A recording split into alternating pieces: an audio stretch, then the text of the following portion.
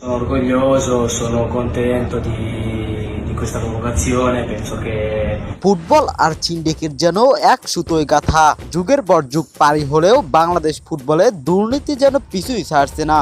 আসন্ন Asian championship বাছাই পর্বের আগে হামজা চৌধুরী সহ ইতালিয়ান বংশোদ্ভূত খেলোয়াড় ফাহমিদুল ইসলামকে নিয়ে স্বপ্নে বিভোর হয়েছিলেন বাংলাদেশ ফুটবল ভক্তরা। তবে সেই স্বপ্ন চুরমার করে দিয়েছে বাংলাদেশ ফুটবল ফেডারেশনে দায়িত্বে থাকা কিছু মুখোশধারী অসাধু মানুষেরা। দলে জায়গা পেয়েও দেশে ফিরে যেতে হয়েছে ফাহমিদুলকে। আর তাই তো রাগে অভিমানে বাংলাদেশে আর না আসার সিদ্ধান্ত নিয়েছেন তিনি।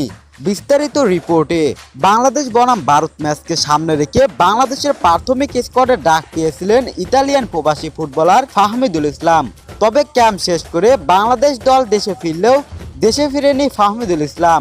তাকে বাদ দেওয়ায় উত্তাল হয়ে পড়েছিল পুরো দেশ। তবে শেষ পর্যন্ত হয়তো খালি হাতে ফিরতে হবে ফাহমিদুলকে ফেরা ভক্তদের। তবে সামাজিক যোগাযোগ মাধ্যমে জানানো হয়েছে ফাহমিদুল সহ ফাহমিদুল পরিবার অনেক ভেঙে পড়েছেন।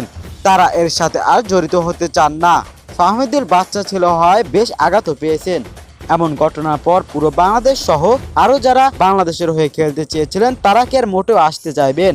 আপনাদের কাছে কি মনে হয়? কমেন্ট বক্সে অবশ্যই জানাবেন।